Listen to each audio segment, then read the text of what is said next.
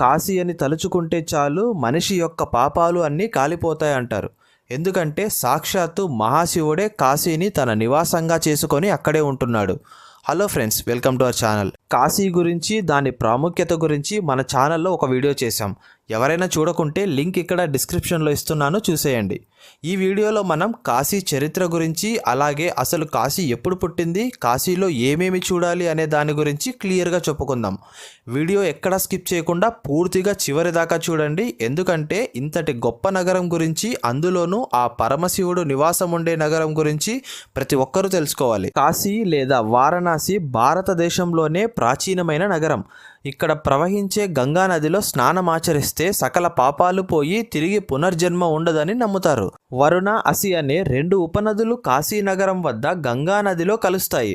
అందుకే దీన్ని వారణాసి అని కూడా అంటారు. బ్రిటిష్ పరిపాలన కాలంలో బనారస్ అని పిలిచేవారు. 12 జ్యోతిర్లింగాల్లో ఎంతో విశిష్టమైనది ఈ కాశీ విశ్వేశ్వరుడి ఆలయం. బౌద్ధులు, జైనులకు కూడా ఈ ఆలయం పుణ్యక్షేత్రం. కాశీలో మరణిస్తే ముక్తి లభిస్తుంది అని హిందువుల నమ్మకం. పురాణాల ప్రకారం సుమారు 5000 సంవత్సరాల క్రితం శివుడు వారణాసి నగరాన్ని స్థాపించాడు. ఇది హిందువుల 7 పవిత్ర నగరాలలో ఒకటి. ఋగ్వేదం, రామాయణం, మహాభారతం, స్కంద పురాణం వంటి అనేక భారతీయ ఆధ్యాత్మిక గ్రంథాలలో కాశీ నగరం గురించి చెప్పబడింది. 18వ శతాబ్దంలో వారణాసి ఒక ప్రత్యేక రాజ్యమయ్యింది. తరువాత బ్రిటిష్ పాలన సమయంలో ఈ నగరం ఆధ్యాత్మిక, వాణిజ్య కేంద్రంగా కొనసాగింది. 1910లో రామ్నగర్ రాజధానిగా బ్రిటిష్ వారు ఒక రాష్ట్రాన్ని ఏర్పరిచారు. కానీ ఆ రాష్ట్రానికి వారణాసి నగరం పైన మాత్రం పాలనాధికారం లేదు. ఆ వంశానికి చెందిన కాశీ నరేష్ మహారాజ్ ఇప్పటికీ రామ్నగర్ కోటలోనే నివసిస్తున్నాడు. కాశీ శివస్థాపితమని పురాణ కథనాలు వివరిస్తున్నాయి.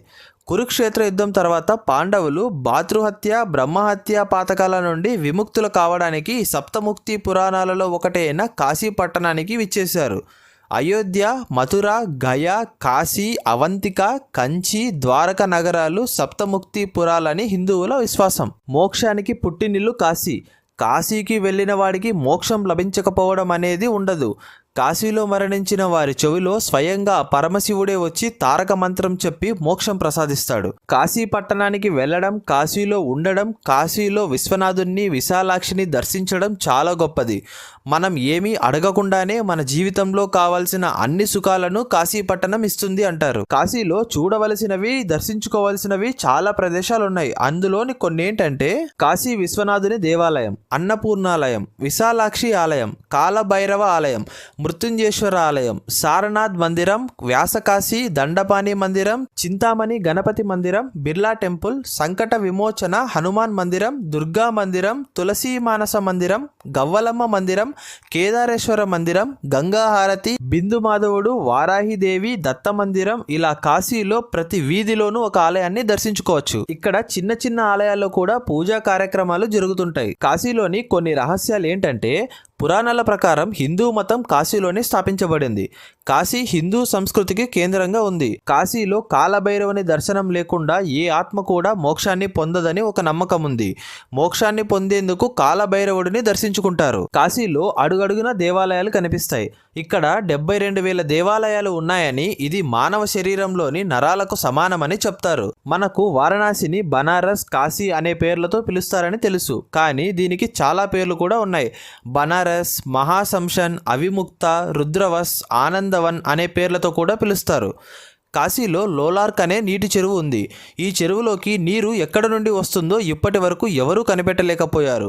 దీని ప్రస్తావన స్కంద పురాణంలో కూడా ఉంది. వేదవ్యాసుడు 18 పురాణాలను, ఉపనిషత్తులను రచించాడు. ఒకటిగా ఉన్న వేద సముదాయాన్ని 4గా విభజించింది ఈయనే. మహాతపస్వి అయిన వ్యాసుడిని సాక్షాత్తు శివుడే కాశీ నుంచి బహిష్కరించాడు. ఆ కథ ఏంటో మీకు తెలుసా? రండి తెలుసుకుందాం. పూర్వం వ్యాసుడు తన శిష్యులతో కలిసి కాశీ పట్టణంలో ఉంటూ తపస్సు చేయడం మొదలుపెట్టాడు. ఒకరోజు పార్వతీ పరమేశ్వరులకు ఆయనను పరీక్షించాలని అనిపించింది. ఆ రోజు మధ్యాహ్నం భిక్ష కోసం వెళ్ళిన ఆయనకు గాని, ఆయన శిష్యులకు గాని శివపార్వతుల ప్రభావం వల్ల కాశీలో ఎక్కడా భిక్ష దొరకలేదు. 3 రోజులు ఇలాగే కొనసాగాయి. సాక్షాత్తు అన్నపూర్ణాదేవి ఉన్న కాశీలో ఇదేమి వింత అని బాధపడ్డాడు. ఆకలి కారణంగా ఆ ఆవేదన ఆగ్రహంగా మారింది. కాశీలో ఒక్కరోజు నివసించిన పుణ్యం అనే మాటతో శాశ్వతంగా ఇక్కడ నివసిస్తున్న కాశీవాసులకు అహంకారం పెరిగి దానం చేయటం లేదని వ్యాసుడు భావించాడు.